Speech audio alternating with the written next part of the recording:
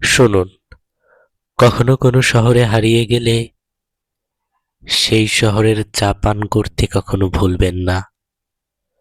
অচেনা অজানা শহরের চা আপনাকে শিখিয়ে দেয় জায়গা ভিন্ন হতে পারে, কিন্তু চায়ের স্বাদ, চায়ের উপযোগিতা একই রকম। তেমন ভুল মানুষ ভিন্ন ভিন্ন হতে পারে, কিন্তু সমস্ত ভুল মানুষগুলোর দেওয়া আঘাত প্রায় সমান। যারা আমাদের জীবনে নতুন নতুন ভাবে আসে, নতুন নতুন করে আঘাত দেয়, তারা সবাই আমাদের অনুভূতি নিয়ে খেলে।